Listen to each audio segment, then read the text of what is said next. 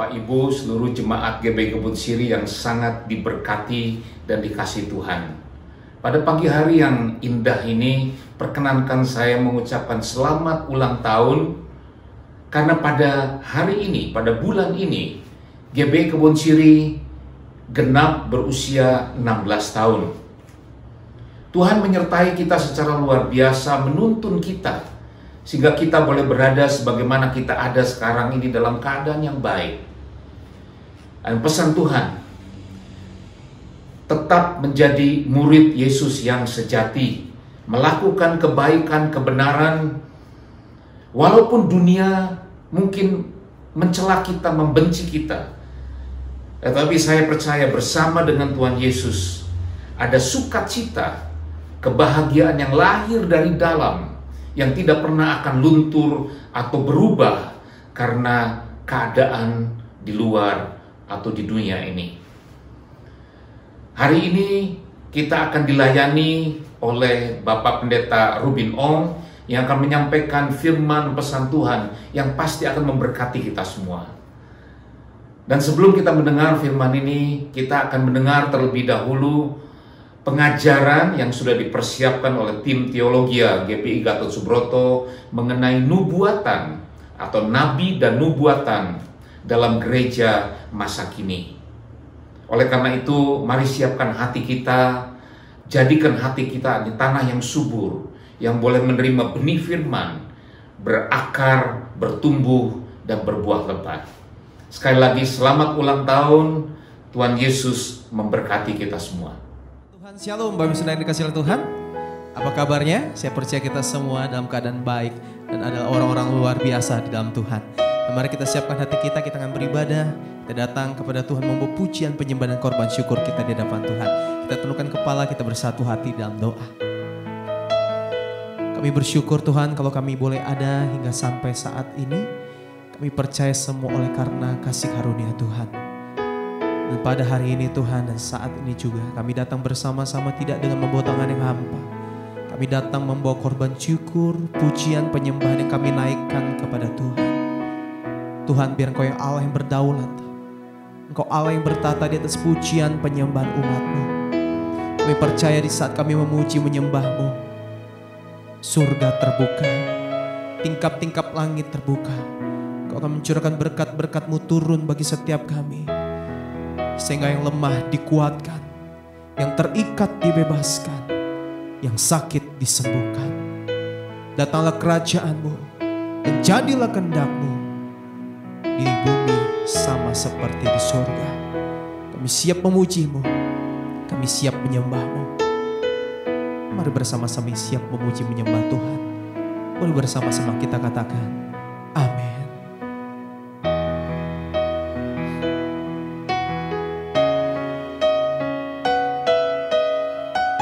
Kau selalu ada di setiap musim hidup kami Tuhan.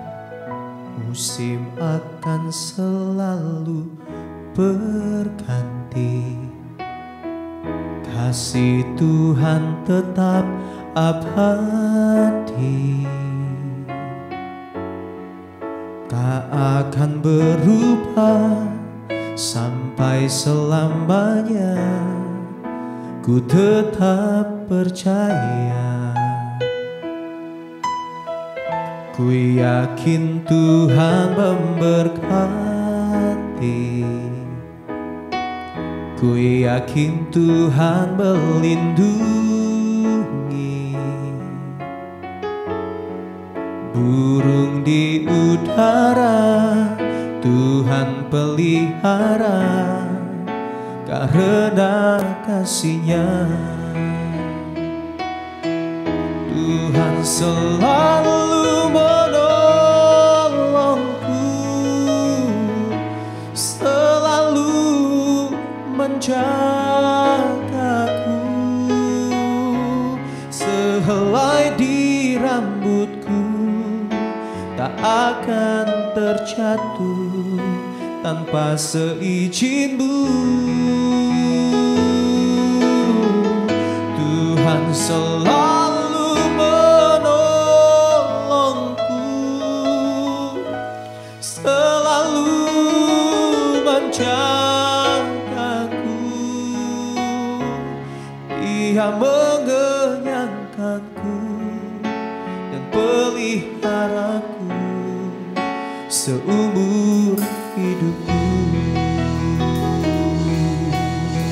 Mari sama-sama dengan iman kita katakan, musim akan selalu berganti, kasih Tuhan tetap abadi, tak akan berubah sampai selamanya. Ku tetap percaya, ku yakin Tuhan memberkati, ku yakin Tuhan melindungi. Burung di udara Tuhan pelihara karena kasih-Nya. Tuhan selalu menolongku, selalu menjagaku, sehelai di rambutku tak akan terjatuh tanpa seizin-Mu. Tuhan selalu menolongku, selalu menjagaku, Dia mengenyangkanku dan peliharaku seumur hidupku. Tuhan selalu menolongku, selalu menjagaku, sehelai rambut kami tak akan pernah terjatuh tanpa seizin-Mu ya Tuhan. Boleh sambil angkat kedua tangan di depan Tuhan dengan iman bersama katakan, Tuhan selalu menolongku, selalu menjagaku, Dia mengenyangkanku dan peliharaku seumur hidupku. Katakan, Dia mengenyangkanku, Dia mengenyangkanku dan peliharaku seumur hidupku. Mari dengan iman bersama sekali lagi kita katakan, Dia mengenyangkanku dan peliharaku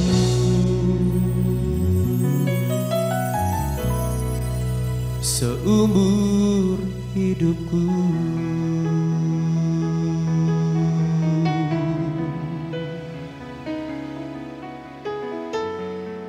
Mari kita sembah Tuhan, saudaraku. Mari angkat suaramu, Bapak Ibu Saudara yang dikasihi oleh Tuhan. Dimanapun Anda berada saat ini, angkat hatimu, angkat imanmu di hadapan Tuhan. Kita sembah Tuhan. Oh, sumber pertolongan, sumber perlindungan bagi setiap kami. Kami menyembah-Mu Tuhan, kami memuji kebesaran-Mu. Haleluya, kami angkat suara kami kepada-Mu, memuji, meninggikan, terima Tuhan buat segala kebaikan-Mu.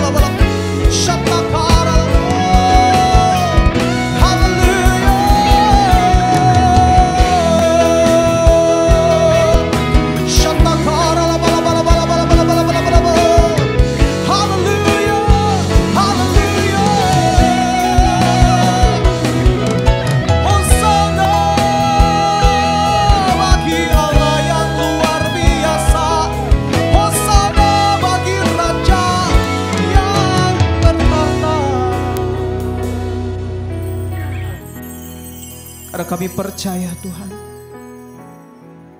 Kami hidup bukan karena kami melihat. Kami hidup karena kami percaya. Kami percaya kami ada di dalam rencana-Mu. Kami ada di tangan-Mu. Kami ada di hati-Mu Tuhan.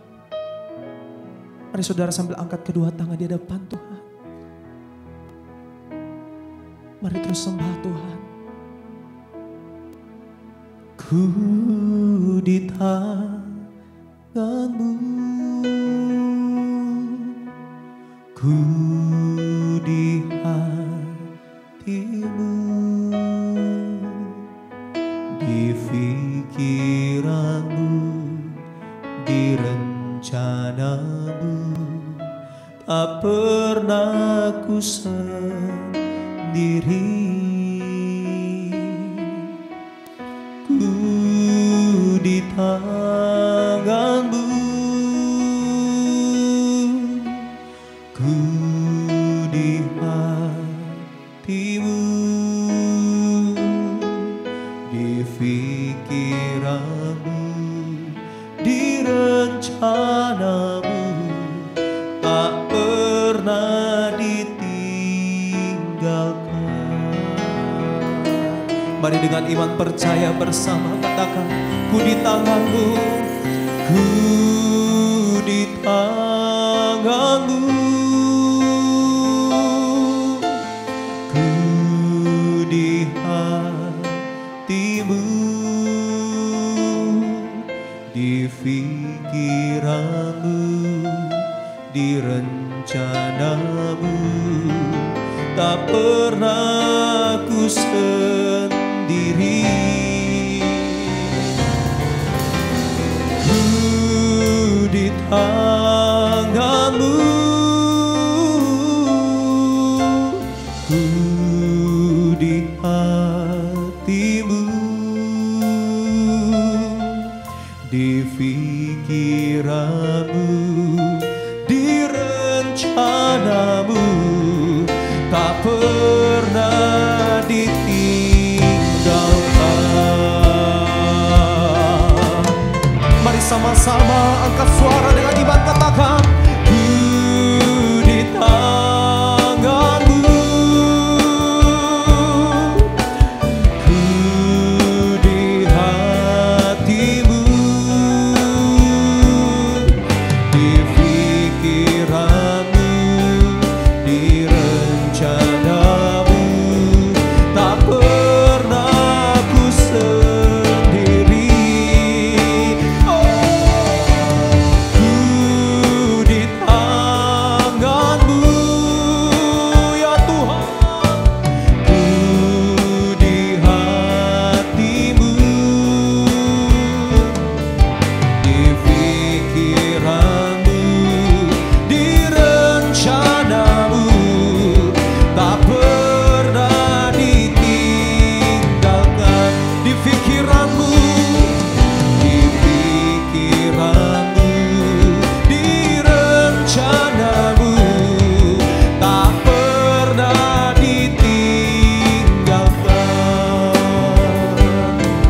Di pikiran-Mu, di rencana-Mu, tak pernah ditinggalkan.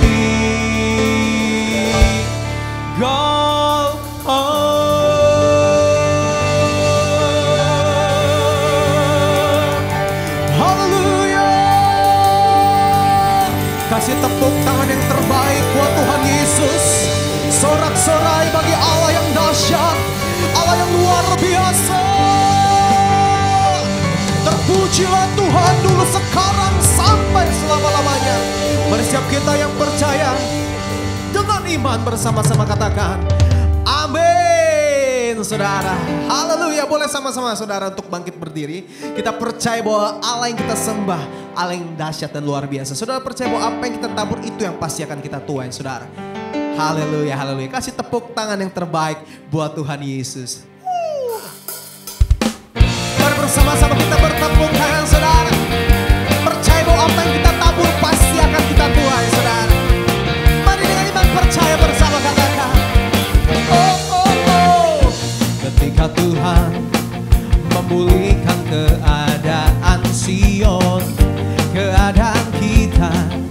seperti orang yang bermimpi. Waktu itu mulut kita penuh dengan tawa, lidah kita dengan bersorak-sorai. Yang menabur dengan mencucurkan air mata pasti akan menuai dengan bersorak-sorai. Oh yeah, yang berjalan menangis sambil menabur benih pasti pulang membawa berkas-berkasnya. Boleh sama-sama kita serukan haleluya. Ketika Tuhan memulihkan keadaan Sion, keadaan kita seperti orang yang bermimpi. Waktu itu mulut kita penuh dengan tawa, lidah kita dengan bersorak-sorai. Yes, yang menabur dengan mencucurkan air mata pasti akan menuai dengan bersorak-sorai. Yang berjalan menangis sambil menabur benih pasti pulang membawa berkas-berkasnya. Yang menabur dengan mencucurkan air mata pasti akan menuai dengan bersorak-sorai. Yang berjalan menangis sambil menabur benih pasti pulang membawa berkas-berkasnya. Boleh sambil lambaikan kedua tangan bersama katakan, yang menabur dengan mencucurkan air mata pasti akan menuai dengan bersorak-sorai. Yang berjalan menangis sambil menabur benih pasti pulang membawa berkas-berkasnya. Pasti pulang membawa berkas-berkasnya.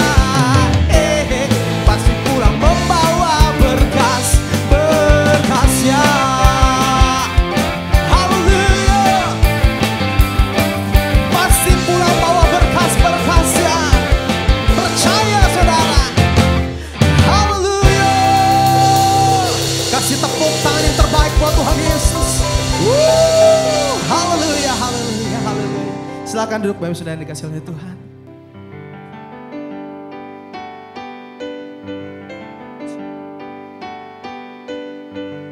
Sungguh Kau Allah yang baik bagi setiap kami. Kami akui Kaulah segala-galanya, tempat pengharapan dan perlindungan kami hanya di dalam nama Tuhan Yesus. Kau Bapa yang mengasihi setiap kami. Kau Bapa yang mengasihiku, kuasa-Mu memulihkanku. Hati yang baru Kau berikan untukku dapat melihat rencana-Mu indah bagiku. Kau ada di setiap jalanku.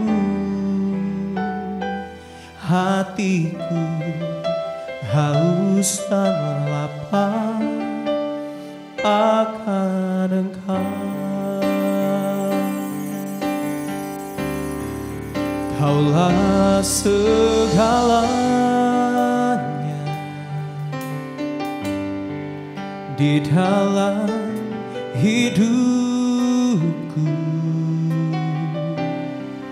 Kerajaan-Mu, kebenaran-Mu, itu bagianku. Kaulah yang ku pandang selama hidupku. mengasihimu, memuliakanmu, Bapa dan Rajaku.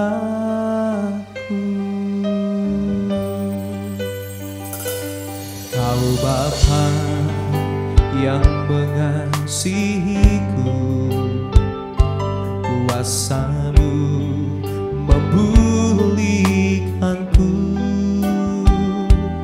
hati yang baru Kau berikan, untukku dapat melihat rencana-Mu indah bagiku.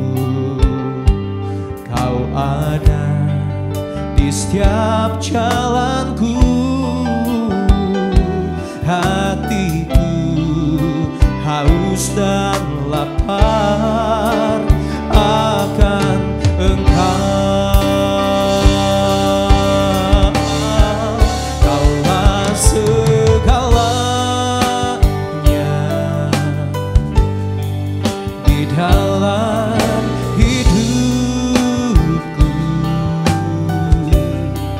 kerajaan-Mu, kebenaran-Mu, itu bagianku. Kaulah yang ku pandang selama hidupku, mengasihimu, memuliakanmu, Bapa dan Raja. Mari dengan iman katakan bersama-sama, Kaulah segalanya di dalam hidupku, kerajaan-Mu, kebenaran-Mu, itu bagianku. Kaulah yang ku pandang selama hidupku, mengasihimu, memuliakanmu, Bapa dan Rajaku. Kaulah segalanya di dalam hidupku, kerajaan-Mu, kebenaran-Mu, itu bagianku. Boleh sambil angkat kedua tangan bersama kita katakan, Kaulah yang ku pandang Tuhan selama hidupku, mengasihimu, memuliakanmu, Bapa dan Rajaku. Mengasihimu, mengasihimu,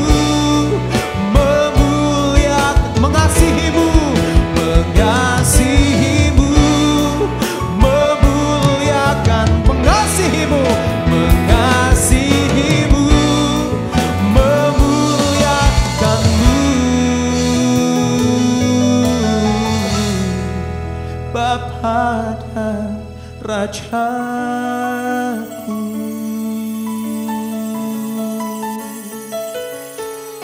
Haleluya.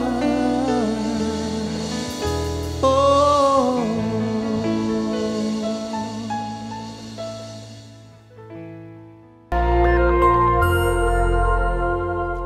Shalom. Pada kesempatan ini kita akan membahas nabi dan nubuatan dalam gereja zaman now. Banyak orang bertanya, apakah masih ada nabi di zaman sekarang? Dan apakah Tuhan masih berbicara kepada manusia sampai sekarang? Jika iya, berarti Alkitab masih harus ditambah dengan nubuatan para nabi zaman sekarang. Karena Alkitab perkataan Tuhan. Apakah benar begitu? Mengapa insan Pentakosta mengklaim bahwa manusia masih dapat mendengar suara Tuhan sampai sekarang? Bahkan mendorong orang percaya untuk mengusahakan agar dapat memiliki karunia bernubuat. Apakah ini Alkitabiah? Mari kita melihat apa yang Alkitab katakan mengenai hal ini. Di dalam Perjanjian Lama, Tuhan mengangkat para nabi sebagai saluran untuk menyampaikan pesan-pesannya kepada umat Allah. Mendengar apa yang disampaikan para nabi sama artinya dengan mendengar perkataan Allah sendiri. Bahkan nubuat para nabi memiliki otoritas untuk dicatat dan menjadi bagian dari Alkitab. Sementara itu, dalam Perjanjian Baru, Tuhan menunjuk para rasul sebagai saluran untuk menyampaikan pesan Tuhan. Dan seperti nabi-nabi dalam Perjanjian Lama, apa yang mereka sampaikan memiliki otoritas untuk dicatat dan menjadi bagian dari Alkitab. Rasul Petrus menulis supaya kamu mengingat akan perkataan yang dahulu telah diucapkan oleh nabi-nabi kudus dan mengingat akan perintah Tuhan dan juru selamat yang telah disampaikan oleh rasul-rasul kepadamu. Dari sini kita dapat menarik kesimpulan, para rasul dalam gereja mula-mula setara dengan para nabi dalam Perjanjian Lama. Apa yang mereka sampaikan melalui inspirasi Roh Kudus memiliki otoritas sebagai firman Tuhan. Namun, selain para rasul, Alkitab Perjanjian Baru mencatat bahwa di dalam gereja juga ada orang-orang yang memiliki karunia sebagai nabi. Di dalam 1 Korintus 12 ayat yang ke-28, Paulus menulis, ada orang-orang yang Tuhan tetapkan. Pertama, sebagai rasul. Kedua, sebagai nabi. Ketiga, sebagai pengajar. Dan selanjutnya, mereka yang mendapat karunia, mujizat, menyembuhkan, melayani, memimpin, dan untuk berkata-kata dalam bahasa roh. Mengapa Rasul Paulus menulis ada yang pertama, kedua, dan yang ketiga? Karena dalam pemikiran Paulus ada karunia yang lebih tinggi manfaatnya daripada yang lain. Dalam ayat 31, Paulus menulis, jadi usahakanlah untuk memperoleh karunia-karunia yang paling utama. Karunia manakah yang paling utama? Dalam pasal 14 ayat yang kelima, Paulus menulis, sebab orang yang bernubuat lebih berharga daripada orang yang berkata-kata dengan bahasa roh. Bukan berarti berbahasa roh tidak berharga. Karena Paulus sendiri berkata, aku mengucap syukur kepada Allah bahwa aku berkata-kata dengan bahasa roh lebih daripada kamu semua. Tetapi dalam hal membangun kepentingan jemaat, bernubuat lebih bermanfaat.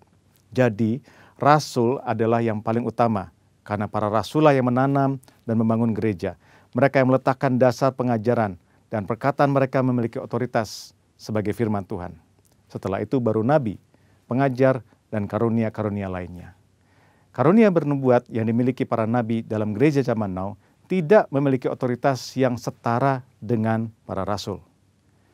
Hal ini terlihat ketika dengan tegas Paulus berkata bahwa para nabi harus tunduk kepada dia sebagai rasul yang memiliki otoritas menyampaikan perintah Tuhan. Jika ditarik dalam konteks zaman sekarang, para rasul murid-murid Yesus sudah tidak ada. Tetapi sekarang kita memiliki Alkitab yang sudah lengkap lewat tulisan para rasul. Oleh karena itu, nubuatan dari para nabi zaman now harus tunduk kepada otoritas Alkitab. Paulus berpesan kepada jemaat di Tesalonika untuk menguji nubuat-nubuat dari para nabi dalam gereja. Janganlah padamkan roh dan janganlah anggap rendah nubuat-nubuat. Ujilah segala sesuatu dan peganglah yang baik. Kata menguji atau menanggapi memiliki pengertian seperti orang yang memilah-milah, membedakan, atau menilai. Standar apa yang digunakan? Firman Tuhan. Lalu, jika nubuatan seorang nabi tidak lolos uji, apa konsekuensinya? Dalam Perjanjian Lama, nubuatan para nabi memiliki otoritas setara dengan perkataan Tuhan sendiri. Jadi, jika ada nabi yang memberikan nubuatan palsu, akan mendapatkan konsekuensi yang berat. Namun, hal ini sama sekali tidak terlihat dalam petunjuk Paulus mengenai pelaksanaan nubuatan. Mengapa? Hal ini jelas karena bagi Paulus, nubuatan para nabi zaman now tidak memiliki otoritas yang sama dengan nubuatan nabi dalam Perjanjian Lama. Nubuatan Nabi Perjanjian Baru sangat berharga, namun terbatas. Nubuatan Nabi-Nabi Perjanjian Baru tidak setara dengan firman Tuhan. Oleh karena itu harus selalu diuji oleh seluruh jemaat, terutama para pemimpin gereja. Namun jika nubuatan Nabi-Nabi Perjanjian Baru tidak sempurna, lalu buat apa bernubuat? Paulus dengan jelas mengajarkan, kejarlah kasih itu dan usahakanlah dirimu memperoleh karunia-karunia roh, terutama karunia untuk bernubuat. Kenyataan bahwa nubuatan yang disampaikan oleh para nabi Perjanjian Baru sifatnya tidak sempurna, tidak lengkap, tidak memiliki otoritas yang sama dengan Alkitab, tidak membuat orang percaya berhenti untuk mengusahakan memperoleh karunia-karunia bernubuat. Orang percaya harus mengusahakan untuk memperoleh karunia-karunia roh, terutama bernubuat, karena itu adalah perintah Allah. Tuhan bisa memakai saudara untuk menjadi berkat kepada umat Tuhan dengan menyampaikan apa yang Roh Kudus nyatakan kepada saudara. Tuhan Yesus memberkati. Kami bersyukur Bapa di sorga untuk waktu kami boleh beribadah di ibadah online pada minggu pagi ini. Kami bersyukur untuk semua kebaikan Tuhan. Kalau kami hari ini ada sebagaimana ada, itu semua karena kasih karunia-Mu yang tak terbatas.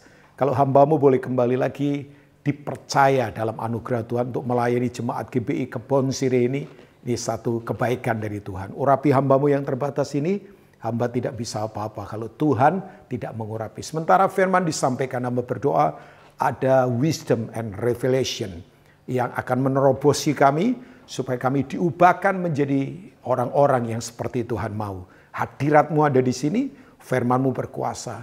Dengan teknologi seperti apapun Tuhan bisa pakai, supaya kami bisa menangkap komunikasi yang datangnya dari Tuhan. Urapi kami semua, dimanapun kami sedang berada, yang lemah dikuatkan. Bahkan yang sudah mengarah ke arah yang salah dalam keputusan hidup kami, tarik kami kembali Tuhan. Sebab kami mau tetap ada di dalam kehendak Tuhan. Urapi kami semua Tuhan, berbicaralah buat setiap kami.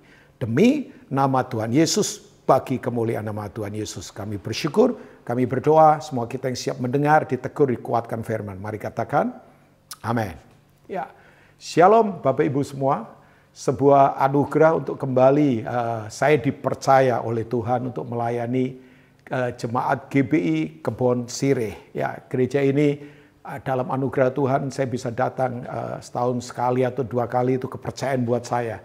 Nah, saya berterima kasih juga kepada Pak Pendeta Herman Bunyamin tentunya untuk kepercayaan semua, tentunya dengan semua diaken pengurus yang ada. Saya berterima kasih untuk kepercayaan ini. Nah, seperti yang biasa saya katakan, saya datang tidak dengan hati sok tahu, sok pinter, sok paling hebat, sama sekali tidak.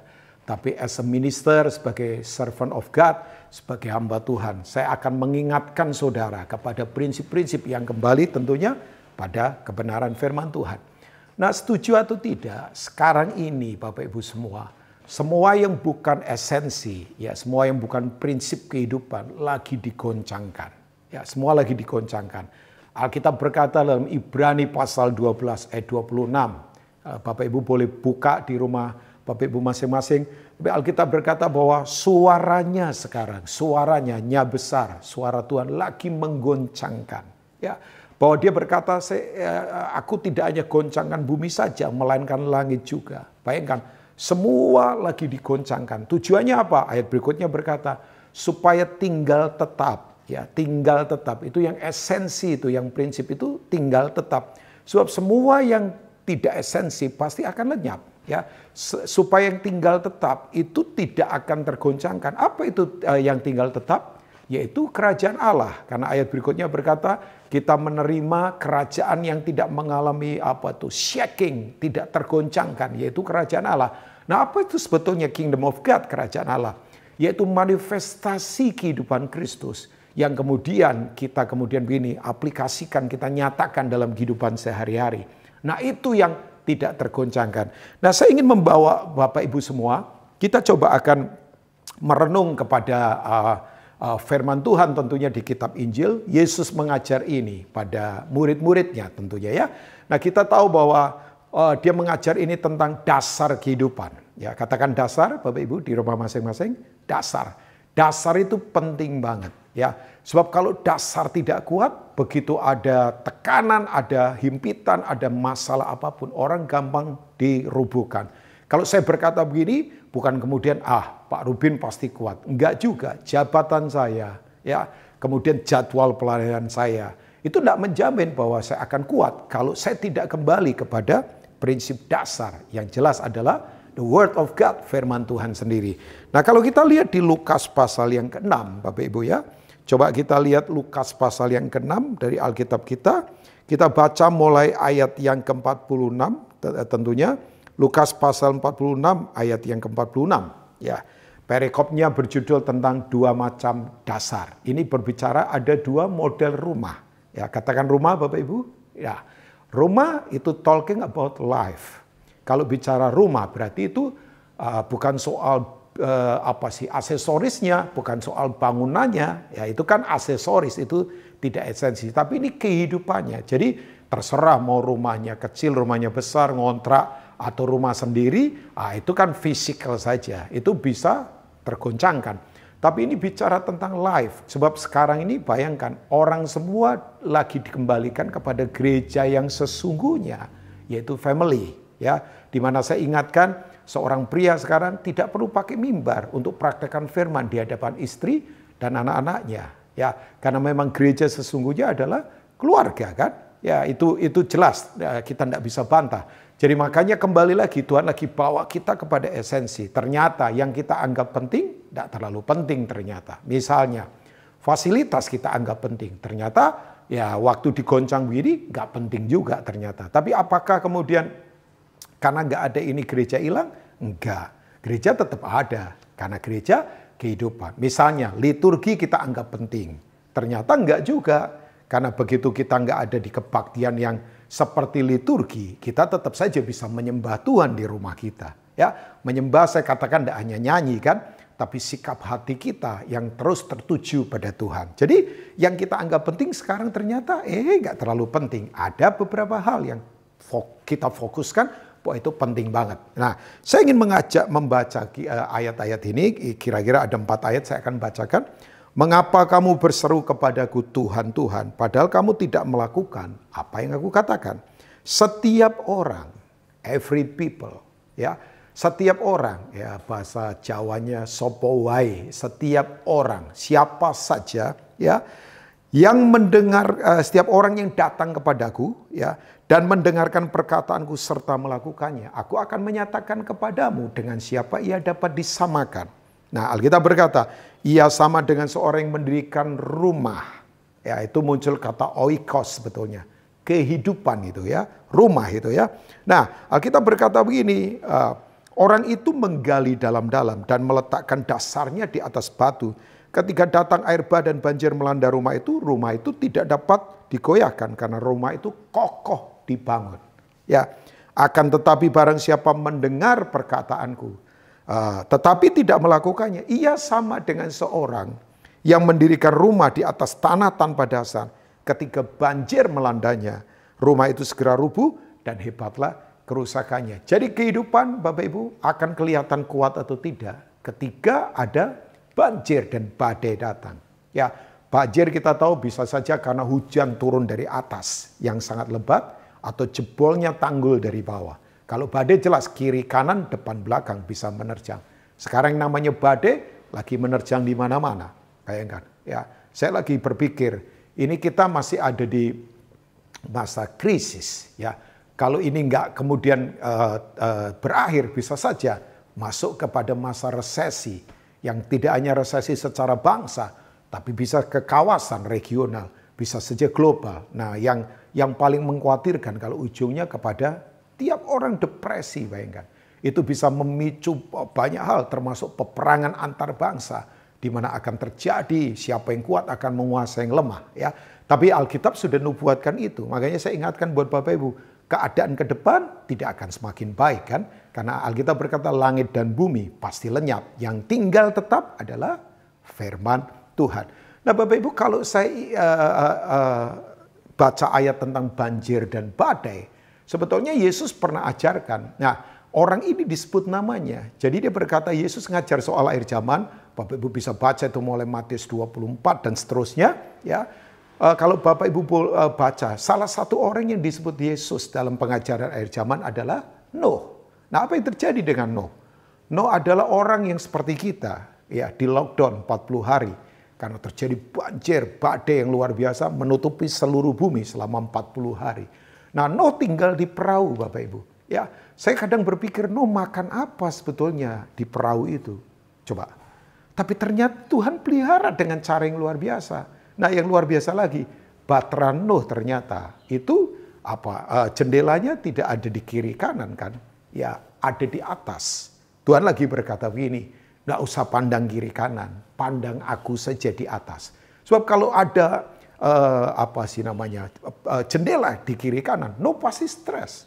Saya yakin Nuh sempoyongan juga di dalam. Mungkin waktu kemudian diombang-ambingkan oleh angin atau badai, dia mungkin terhuyung-huyung juga di dalam. Tapi kan dia tetap aman ada di dalam.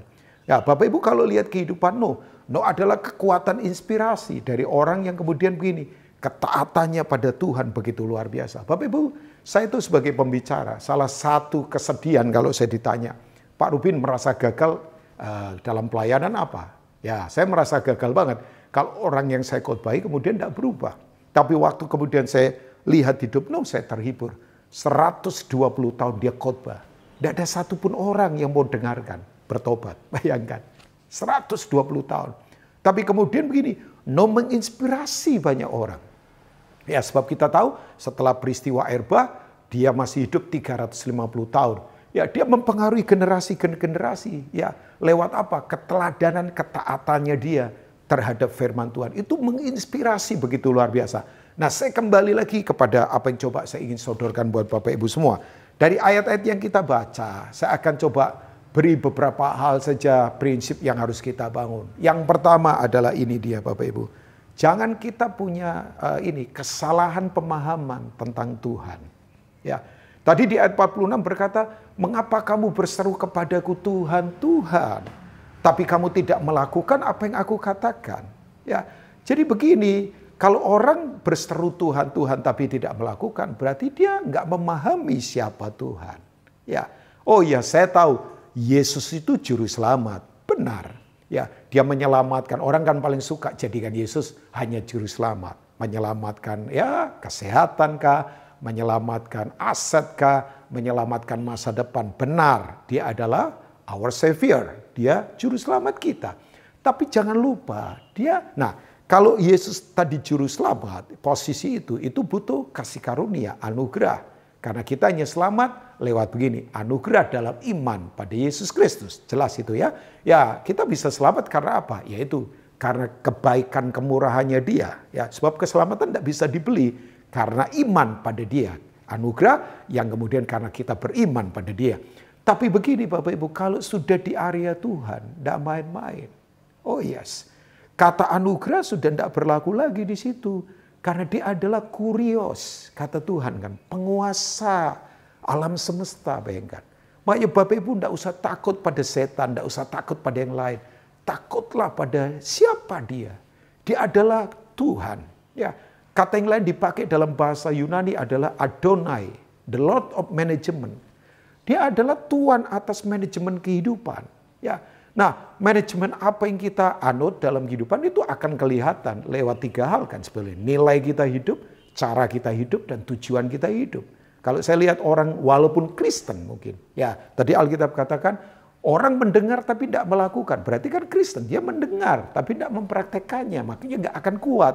Di masa-masa seperti ini Bapak Ibu, kalau kita tidak kembali lagi kepada prinsip yang kuat tentang siapa Tuhan, kita akan gampang dikalahkan. Sekali lagi, jabatan saya nggak menolong. Saudara bisa lihat sekarang, saya dengar laporan di beberapa tempat, banyak pendeta yang lagi goncang sekarang. Bayangkan, ya makanya saya dorong GBI Kebon Sirih juga, ayo tetap melayani, memberi yang sekarang ini lagi kesusahan, bayangkan. Ya banyak pendeta yang sekarang ini yang di pinggir-pinggir Bapak Ibu, ya untuk makan saja susah. Sampai beberapa orang goncang, goyang imannya, bayangkan. Ya, apalagi yang misalnya mengharapkan dari persembahan, ya maafkan saya karena memang orang pelayanan kan, seperti saya juga orang pelayanan, bayangkan. Mereka kemudian begini, begitu nggak ada lagi ibadah, udah begitu jemaat nggak bisa pakai misalnya teknologi seperti yang kita pakai misalnya, karena mayoritas jemaat misalnya usianya sudah tua-tua senior, bayangkan mereka goncang. Nah, saya ingin mengembalikan lagi, jangan salah pemahaman tentang Tuhan. Ya, Dia adalah Tuhan. Kata Adonai, Dia adalah Tuhan atas manajemen hidup kita. Bayangkan, Dia itu Tuhan yang tak terkalahkan. Nah, saya ingatkan buat Bapak Ibu semua bahwa Dia Tuhan yang begitu luar biasa. Makanya kalau kita tahu ini, ya, Bapak Ibu kalau baca Ibrani pasal 12 ayat 28, ya, kalau kita ini tahu siapa Tuhan, maka cara kita menyembah berbeda. Ya, makanya Alkitab berkata, marilah kita beribadah. Ya, saya akan bacakan Ibrani 12 ayat yang ke 28 tadi yang saya sudah sempat singgung di awal saya sharing ini ya Bapak Ibu ya. Kalau kita lihat di ayat yang ke-28 ya. Jadi karena kita, Alkitab berkata, karena kita menerima kerajaan yang tidak tergoncangkan, marilah kita mengucap syukur dan beribadah kepada Allah dengan cara yang berkenan kepadanya dengan hormat dan takut. Kata hormat dan takut itu pakai kata sebomai. Ya, kita tahu siapa Dia. Ibadah kita jadi lain. Bapak Ibu kalau ibadah ini kan jangan berpikir ibadahnya ya nyanyi yang tadi saya katakan liturgi. Bukan itu. Kata ibadah kan ada beberapa kata sebetulnya. Misalnya latreo itu adalah pelayanan kepada Tuhan. Yang kedua adalah liskrea. Yakobus 1 ayat 27 mengunjungi janda-janda yang susah, yang sudah tua, ya. Kemudian apalagi yatim piatu yang kita kunjungi. Saya suka ngomong sama anak-anak muda, jangan kunjungi maksudnya janda-janda muda yang kaya, itu berbahaya itu. Ini janda-janda yang memang sudah tidak bisa lagi mandiri, tidak bisa lagi menghasilkan sesuatu dan memang sudah tua. Tapi kata berikutnya dari kata ibadah adalah eusebiah. Nah ini adalah artinya adalah godly, menjadi seperti Tuhan, karakternya itu. Jadi waktu kita kenal siapa Tuhan, kenal di sini kan nggak hanya pengetahuan, ya pengetahuan teologi saya terbatas. Makanya kalau lihat sekarang orang misalnya berdebat saling menyerang hanya soal doktrin, dogma, saya berkata kita terbatas kok. Ya, saya tidak akan tergiring ke sana. Ini waktunya saling mengasihi. Tapi kata ibadah di sini adalah karakter seperti Kristus. Jadi tanda orang mengenal Dia ginosko itu adalah akan punya gaya hidup seperti Kristus. Nah, Bapak Ibu kita harus sadar siapa Dia. Yesus adalah Tuhan. Bahkan kalau Bapak Ibu baca Matius pasal 16, gereja kita, ya katakan kita Bapak Ibu, saya adalah gereja, ya. Kita adalah gereja. Kalau boleh katakan itu, kita adalah gereja. Bayangkan, kita itu didirikan oleh Yesus sendiri, Matius 16. I will build my church. Saya akan membangun gerejaku. Itu kata yang dipakai adalah kata itu, ekalio kan. Nah, ini kan konteksnya ketika Petrus berkata, engkau adalah Tuhan, engkau adalah anak Allah, ya kan. Nah, Yesus berkata, kamu berbahagialah Petrus. Sebab di atas dasar pengenalan akan aku yang benar, Dia adalah Allah, aku akan mendirikan gerejaku. Di mana alam maut, ya alam maut itu di sini pakai kata Hades, bayangkan.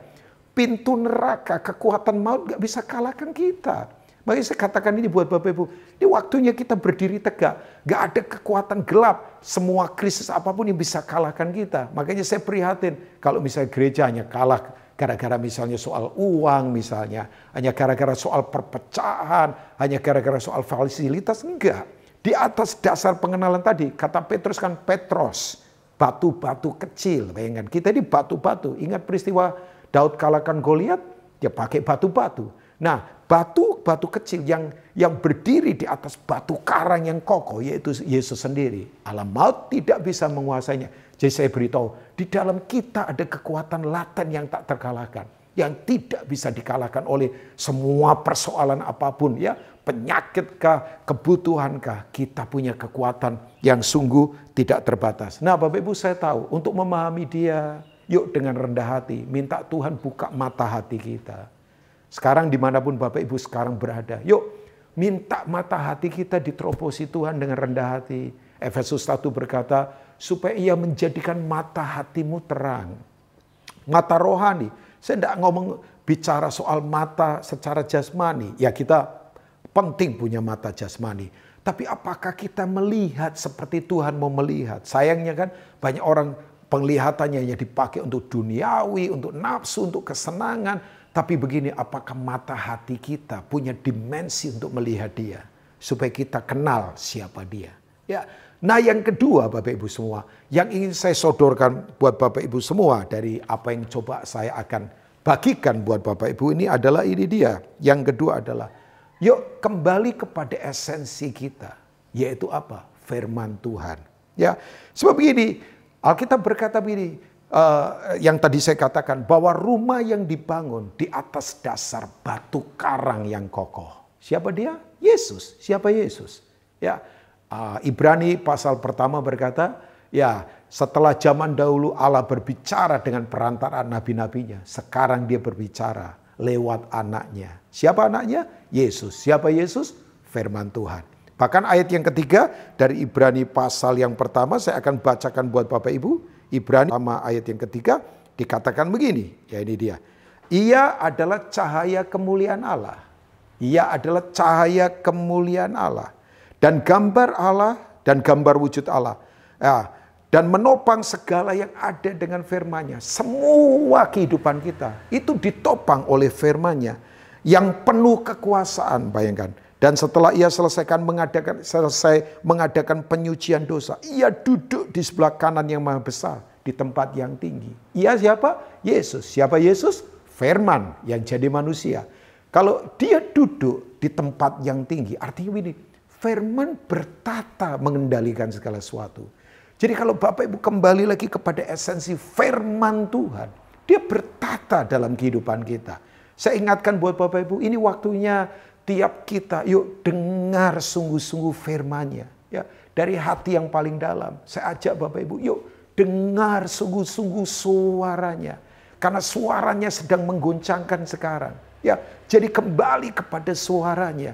Bapak Ibu begini, apa yang kita dengar itu menentukan kita kuat atau tidak. Makanya saya di sekarang bukan apa, mendengar berita-berita yang negatif saya tidak mau. Saya tutup dengan berita-berita yang nggak jelas. Makanya saya sering berkata kepada jemaat anak-anak yang saya layani, saya berkata begini, orang sekarang ketakutan bukan lagi lewat senjata otomatis, loh bayangkan. Tapi kekuatan teroris itu sudah ada di tangan kita. Yaitu namanya adalah medsos, media sosial. Bayangkan. Jadi bayangkan lewat kekuatan ini Bapak Ibu. Orang kemudian cuma dikasih berita sedikit menakutkan. Semua orang ketakutan di mana-mana. Lewat berita saja, lewat medsos yang kita kemudian kita kemudian sebarkan Bapak Ibu. Bayangkan sekarang ini saya menyadari bahwa ini kekuatan yang begitu luar biasa. Makanya saya ingatkan saja, yuk bijaklah menggunakan ini Bapak Ibu.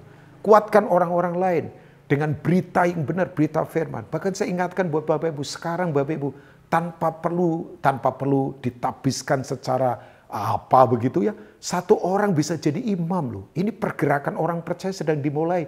Jangan kita berkata saya nggak bisa apa-apa Pak Rubin. Orang sekarang butuh didoakan. Orang sekarang butuh dikuatkan. Mereka dengar firman Tuhan, bayangkan. Supaya lewat apa yang kemudian begini kita kerjakan, coba kita sampaikan, mereka dikuatkan Bapak Ibu ya. Nah kembali lagi kepada suara Tuhan. Bahkan saya ingatkan, saya hamba Tuhan, saya pendeta. Saya berkata begini, jangan berpikir bahwa yang bisa dengar suara Tuhan cuma pendeta, enggak. Setiap kita bisa dengar suaranya. Ini waktunya mendengar. Mendengar di sini enggak hanya soal itu kan. Bukan soal mendengar secara telinga. Tapi ini adalah spiritual ear. Spiritual listening ear. Mendengar secara rohani. Sebab begini Bapak Ibu. Waktu firman Tuhan disampaikan, saya tahu. Firman itu selalu menumbuhkan kehidupan. Di dalam firman itu kan ada. Firman itu kan benih ilahi. 1 Petrus pasal 1, 1 Petrus pasal 2 berkata. Firman itu adalah benih ilahi. Yang akan menumbuhkan yang terbaik dalam kehidupan. Yang akan menumbuhkan yang luar biasa. Jadi akan menumbuhkan semua hal yang datangnya dari Tuhan. Firman menumbuhkan yang terbaik. Saya percaya firman menumbuhkan harapan. Saya percaya firman menumbuhkan kekuatan. Kalau sekarang Bapak Ibu sedang berkata, Pak sekarang ini saya lagi berat, saya lagi bingung. Firman menumbuhkan harapan buat Bapak Ibu semua. Dengar di rumah masing-masing. Ada harapan, jangan kehilangan harapan. Firman itu terang kehidupan, menumbuhkan harapan buat kita. Tidak hanya itu. Firman mengubah hati kita. Bapak Ibu bisa baca di 2 Timotius pasal yang ke-17. Ya, mulai ayat 16 dan seterusnya ya, sampai 2 Timotius pasal 3 ayat 16 dan berikutnya. Firman itu apa? Ya, semua tulisan yang diilhamkan Allah itu bermanfaat untuk mengajar, menyatakan kesalahan, memperbaiki kelakuan supaya karakter kita dipersiapkan untuk perbuatan baik. Ya, pengetahuan hanya mengubah otak. Ya, yang apa yang kita baca di luar firman hanya menambah pengetahuan dan itu mengubah otak saja. Tapi kalau firman mengubah hati kita, kata hati berasal dari kata kardia. Kalau hati berubah, tindakan berubah. Tindakan berubah, kebiasaan berubah, karakter berubah, tujuan hidup jadi berubah. Jadi saya ingatkan, firman itu punya daya cipta yang tak terkalahkan. Bapak Ibu kembalilah kepada esensi yang Tuhan mau, yaitu firman Tuhan. Tapi saya tutup dengan yang ketiga, setelah itu kita akan selesai Bapak Ibu ya. Nah, dari apa yang saya katakan tadi, beberapa hal tadi, mari begini. Yang ketiga adalah Tuhan mau kita mendengar dan melakukannya. Ya, jadi begini, gak hanya mendengar yang tadi saya sudah katakan, mendengar apa yang memang Tuhan mau untuk kita dengar, yaitu firman Tuhan. Bayangkan, saya lagi prihatin. Ya, terutama mungkin buat anak-anak generasi milenial, hanya mengingatkan saja sebagai pendeta kalau memang sedang mendengarkan sharing ini. Sebab ini kita sekarang lagi digiring kepada hidup yang disebut dengan post-truth, bayangkan. Orang lagi berkata begini, udah enggak butuh Tuhan lagi. Sekarang orang cari informasi saja, sudah apa-apa tanyanya sama Google. Oke lah ya. Tapi yang saya khawatir sekarang orang lagi digiring kepada begini, post-truth. Bahwa begini, enggak perlu kebenaran lagi. Enggak. Yang namanya kebenaran enggak terkalahkan. Bapak Ibu, kebenaran berasal dari kata namanya dikaiosune. Dikaiosune itu adalah begini. Orang kalau benar, ya dia akan punya posisi yang kuat di hadapan Tuhan dan manusia. Makanya Alkitab berkata selalu, doa orang benar itu bila dengan yakin didoakan sangat besar kuasanya.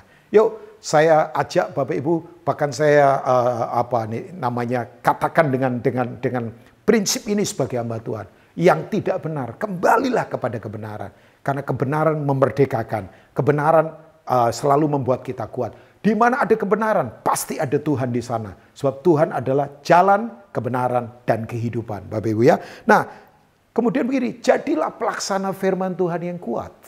Nah, tanda orang confidence dengan firman Tuhan. Confidence itu apa? Ya, jelas bahasa Indonesianya keteguhan hati. Confidence itu begini, kita yakin dari akibat yang kita dapat dari apa yang kita percayai. Ya, pertanyaan saya, Bapak Ibu yakin nggak dengan akibat dari firman Tuhan yang kita percayai?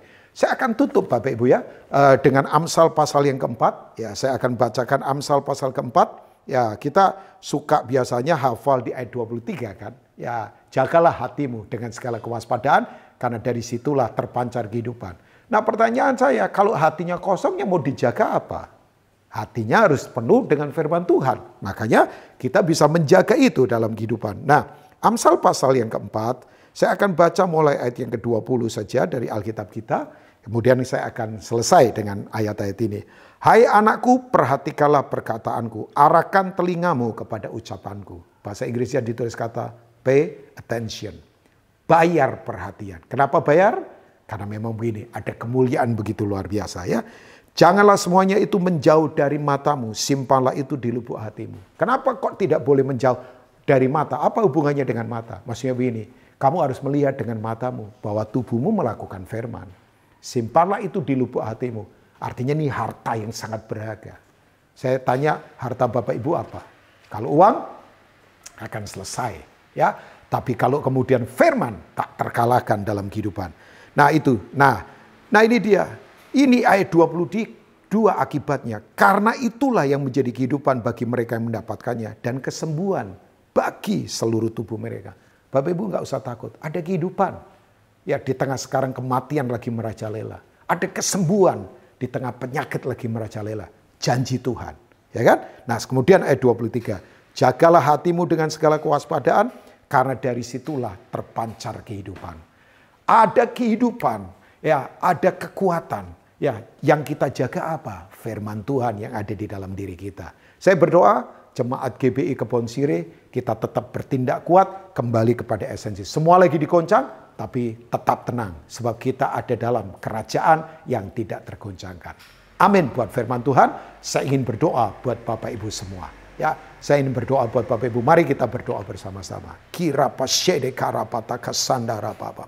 Hamba berdoa Tuhan, biar apa yang Kau sudah sampaikan itu termeterai di hati kami, memerdekakan setiap kami. Hari ini yang lemah dikuatkan, hari ini yang sakit disembuhkan, hari ini yang dahaga dipuaskan, hari ini yang goncang ditegakkan kembali. Karena firman-Mu berkuasa untuk mengerjakan apa saja yang Kau kehendaki. Sembuhkan kami, kuatkan kami. Dalam nama Tuhan Yesus. Amin. Terima kasih Anda telah mengikuti ibadah online pada hari ini. Kami mengajak Bapak dan Ibu untuk kembali mengikuti ibadah online minggu depan tanggal 24 Mei 2020. Firman Tuhan kali ini akan disampaikan oleh Bapak PDP Jafar Tamrin. Persembahan dan persepuluhan dapat Anda transfer melalui rekening berikut ini.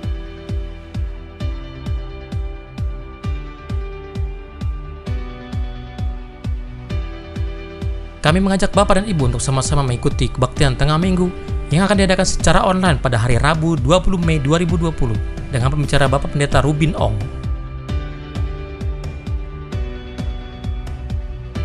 Kami mengajak Bapak dan Ibu untuk sama-sama mengikuti ibadah online perayaan Hari Kenaikan Tuhan Yesus ke Surga.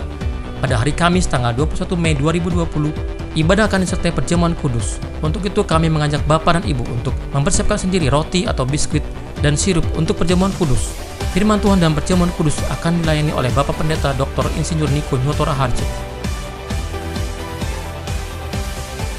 Kami mengajak Bapak dan Ibu untuk sama-sama mengikuti doa puasa dimulai dari tanggal 10 April hingga 30 Mei 2020 dengan pokok-pokok doa sebagai berikut.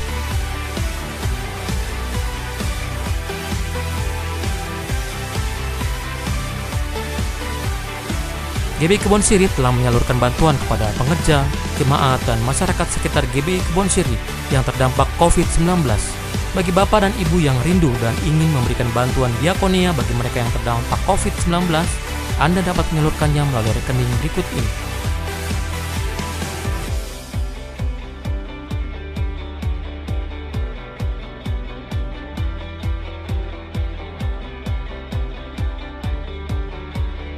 Demikian GBI Kebon Siri News Flash minggu ini.